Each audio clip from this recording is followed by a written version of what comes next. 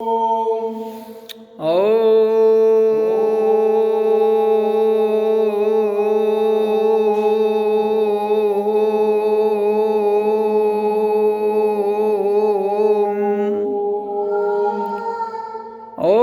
ओम ओम।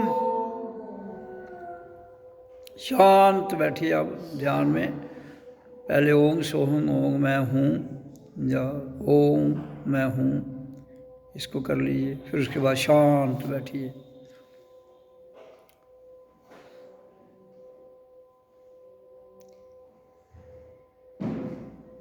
जीवन जो हमें मिला है, जब तक हमें जीवन में रहते हुए इस धरती पर जीवन जीने की कला ना आए, तब तक हमारे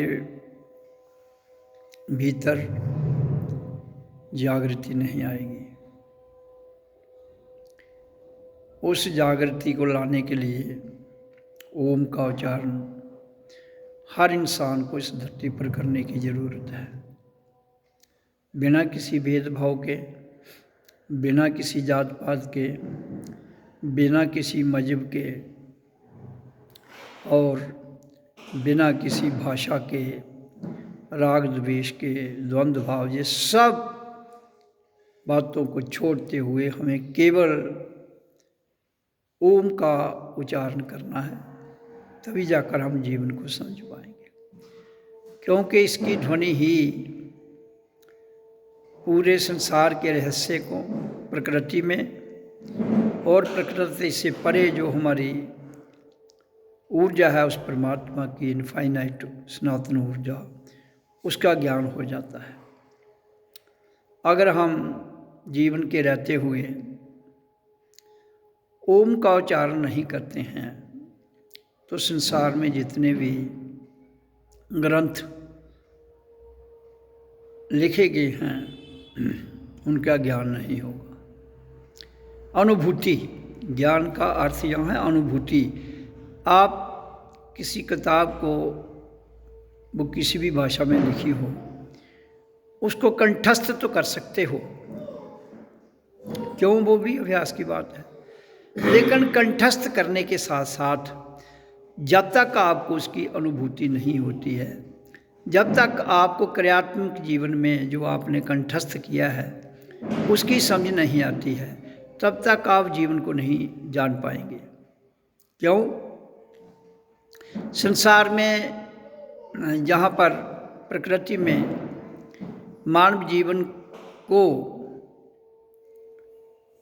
पाने के बाद इंसान के अंदर कई प्रकार के भावनाएं उठती हैं कि वो गरीब है और एक व्यक्ति गरीब है, एक व्यक्ति मध्य वर्ग का है, एक व्यक्ति उच्च वर्ग का है। तो ये जो भिन्नता है, और ये भिन्नता इस लेवल पर और गैप बना रही है जहाँ इंसान के अंदर द्वंद्व युद्ध की भावना पैदा होती रहती है। लेकिन मैं एक बात बड़े स्पष्ट भाव में बताना चाहता हूँ कि कोई इंसान जहाँ पर गरीब अमीर नहीं है। हाँ, गरीब वो है जिसके पास शरीर नहीं है, वो गरीब है।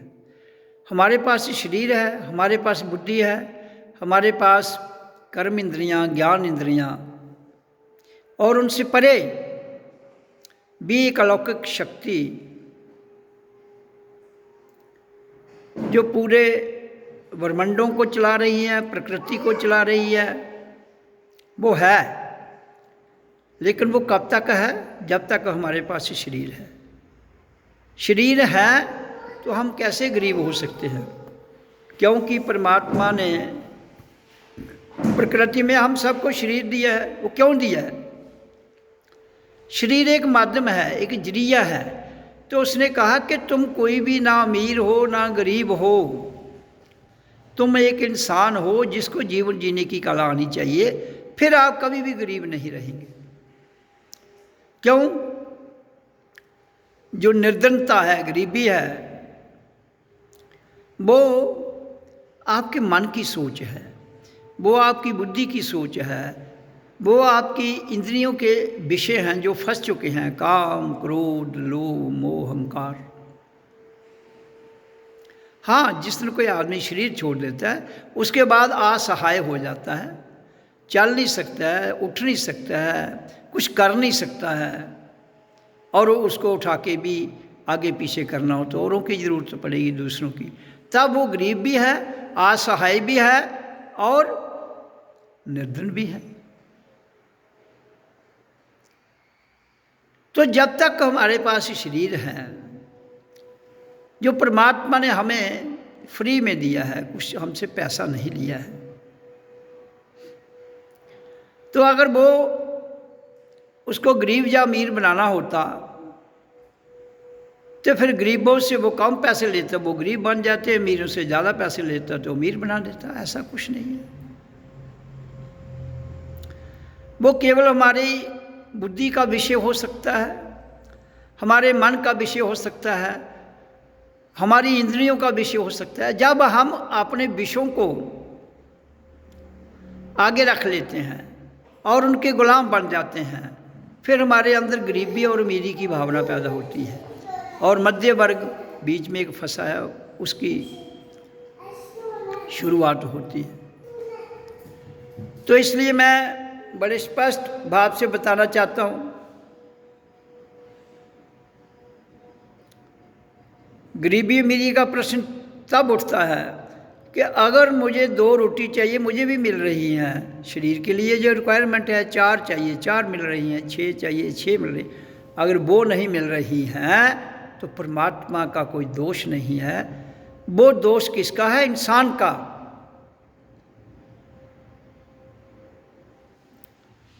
तो इसलिए रोटी, कपड़ा, मकान, जिस विषय पर मैं सदैव चर्चा करता हूँ, वो सबको मिलना चाहिए। वो इंसान के लिए है और इंसान ही उसको प्रकृति में भिन्न भिन्न तरीकों से उत्पन्न करता है। इसलिए रोटी, कपड़ा, मकान से कोई वंचित नहीं रहना चाहिए। ये मेरी आध्यात्मिक क्रांति का सर्वप्रथम लक्ष्य है, to save and serve the humanity arising of all religions, कि हमें जो इंसान है और इंसानियत है उसे बचाना है सारे धर्मों से ऊपर उठते हुए। जो यूनिवर्सल स्पिरिचुअल एसोसिएशन सत्संग हमारी संस्था का नाम है, उसके ये लक्ष्य है, रोटी, कपड़ा और मकान सबको मिलना चाहिए, क्योंकि ये बेसिक नीड है। तो ये फर्ज किसका बनता है? कोई भी राजा जिस देश में रहता हो, ये उसका फर्ज बनता है। और जनता का फर्ज क्या बनता है? कर्म करना। कौन सा कर्म? जिसके योग्य है, कोई भी व्यक्ति जिसके योग्य है वो उसको कर्म करना है। लेकिन जहाँ इंसान की बुद्धि, मन, विचार, वो कहते हैं कि ऐसा हो नहीं सकता है,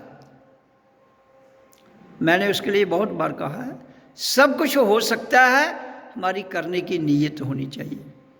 सर्वप्रथम उस गवर्नमेंट की नीयत स्पष्ट होनी चाहिए जो देश पर राज करती हो, चाहे वो राजा हो, चाहे वो लोकतांत्रिक तरीके से राज किया जाता हो।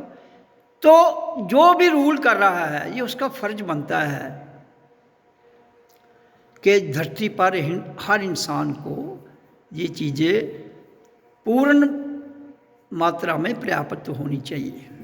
मैं उसका एक उदाहरण दे देता हूँ। जब भी कोई बच्चा इस धरती पर आता है तो उसके लिए दूध बन जाता है प्रकृति में,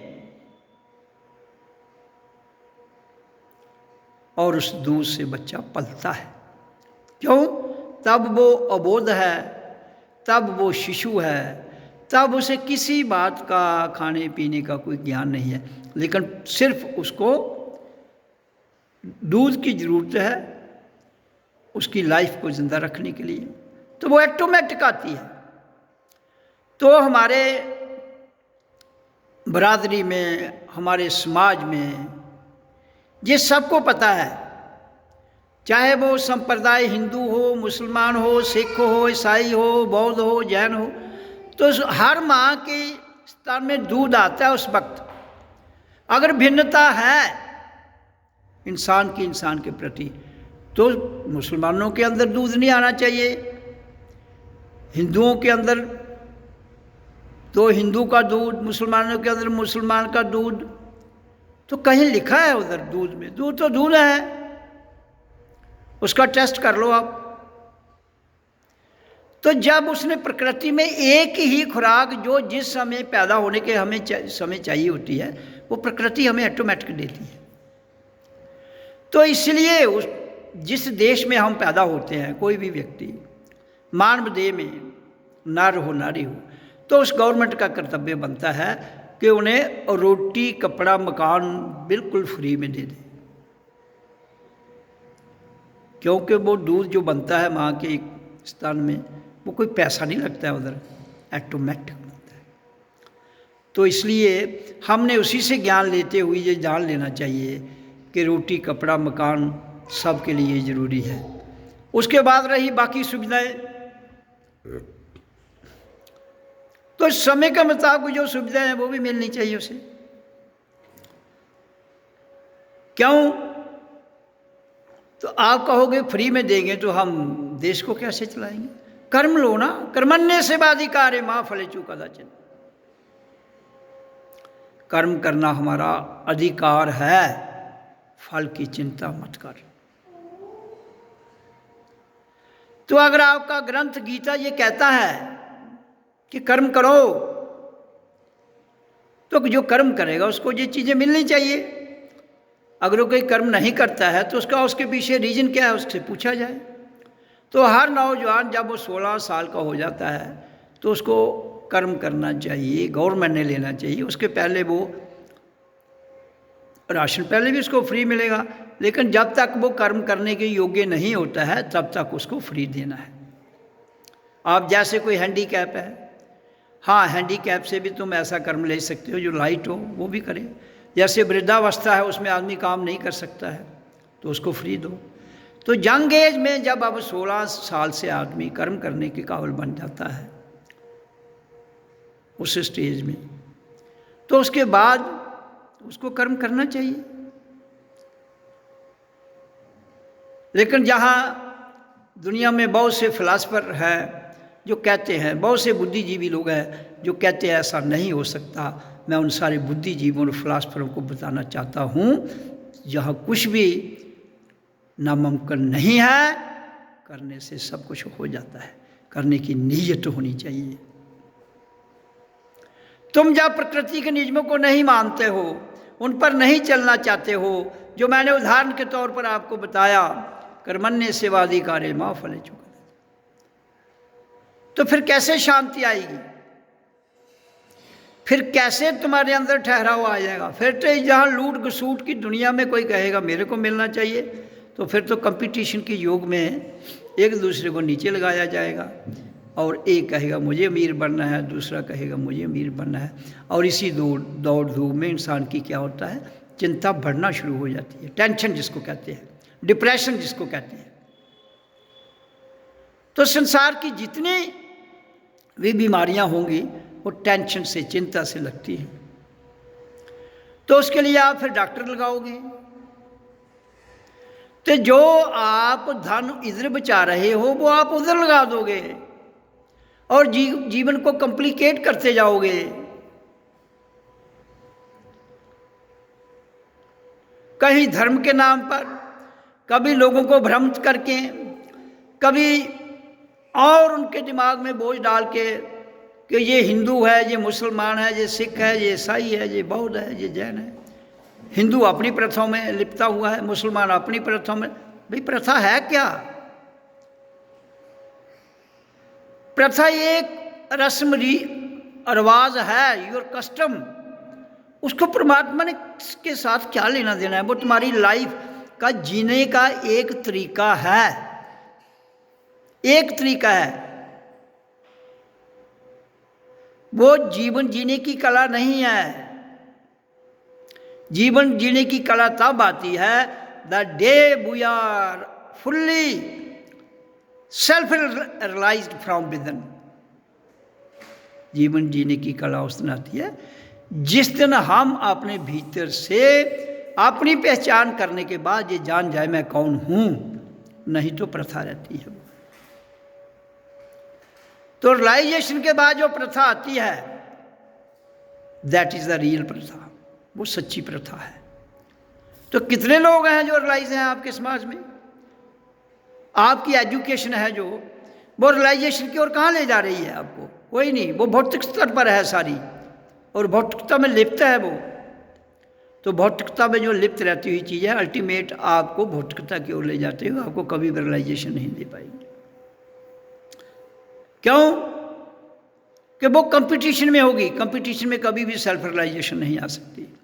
सेल्फ रियलाइजेशन लाने के लिए हमें शांत, tension free, no competition, smooth way से आपको कार्य करना है। शांति भाव से हमें अपना कर्म करना है। फिर जाकर आपकी भक्ति, आपका ज्ञान, आपका वैराग्य, आपके अंदर आत्मतीय ऊर्जा की समझ आएगी, जिसका सारा संबंध हमारे शरीर से है। जबकि हमारा शरीर पिंड, अंड और ब्रह्मांड 3 भाग में बटा हुआ है। इसी तरह से पृथ्वी से लेकर जहाँ तक हमारे 9 प्लैनेट है, सूरज भी आ जाता है उसमें, वो एक ब्रह्मांड है।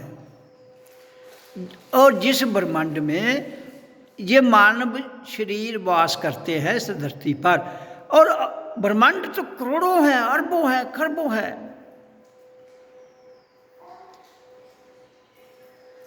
तो एक ब्रह्मांड का ज्ञान किसको आ सकता है? 2 का, 3 का? वो केवल मात्र इंसान ही है।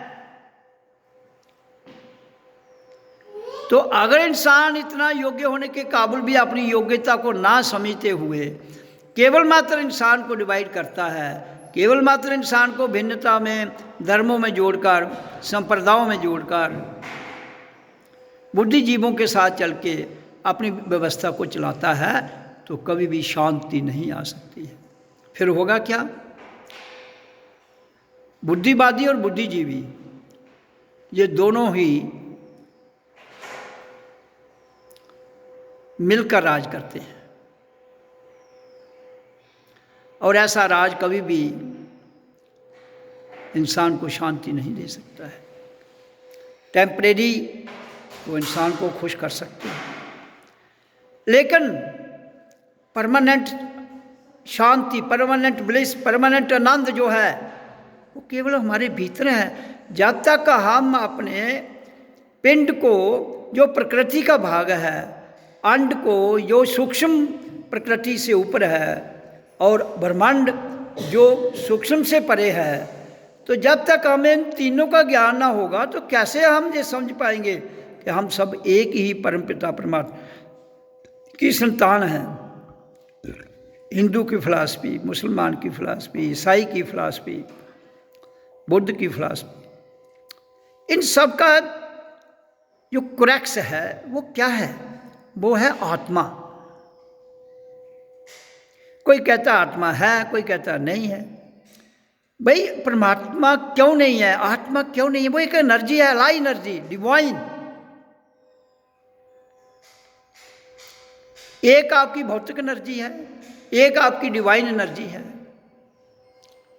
तो इसलिए जब आपकी एनर्जी का आप उसको क्या नाम देते हो, वो तुम्हारी मौज है।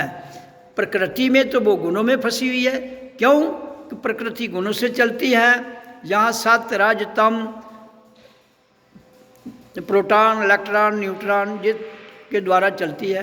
तो वो प्रकृति में उसका एनर्जी वही है, लेकिन उसका जो वो फॉर्म है, वो जिस दिशा में आप उसको रजोगुण में यूज करोगे तो वो रजोगुण में काम करेगी, सतोगुण में करोगे तो सतोगुण, तमोगुण में करोगे तो तमोगुण उसको वो तो गुण आप तक सीमित हैं, प्रकृति तक सीमित हैं, परमात्मा ने क्या लेना देना उससे।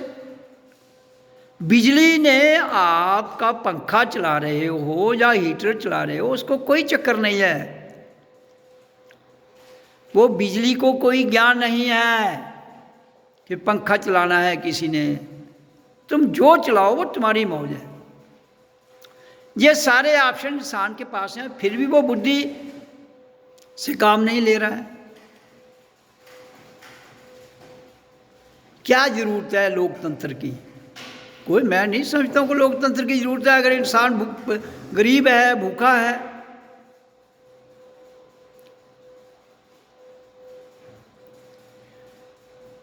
आपको केवल जो स्कूलों में शिक्षा दी जाती है, सेल्फ रियलाइज्ड शिक्षा होनी चाहिए। Self realization is must for eternal peace and bliss in the universe. जो बेसिक है उसको तो करवाओ।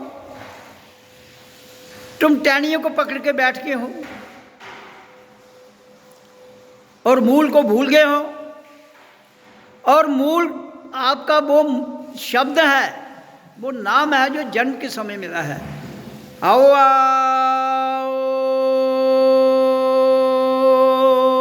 आओ आओ, ये ध्वनि है एक्चुअली, जिसको ओम कहा गया है। क्यों?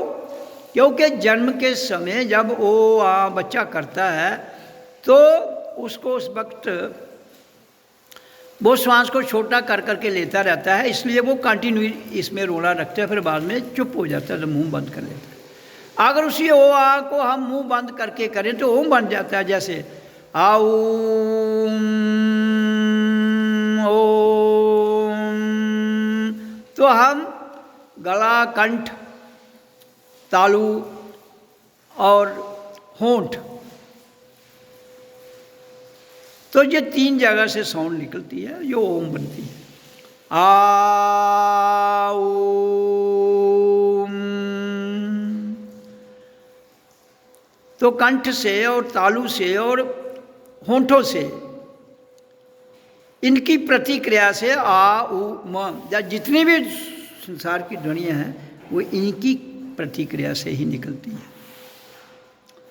तो जो नेचर में हमें प्रतिक्रिया में मिला उसको बदल के हम कुछ और जमा कर लेते हैं, कहते इसको करो इसको। हाँ, जिसको मर्जी करो आप, ओम लगाओ मूल, तभी उनको गति मिलेगी, तभी आपको शांति मिलेगी।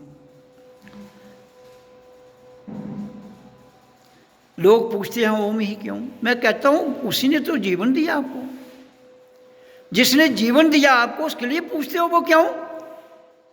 तो फिर तो तुम्हारी सारी पूजाएं समाप्त हो जानी चाहिए।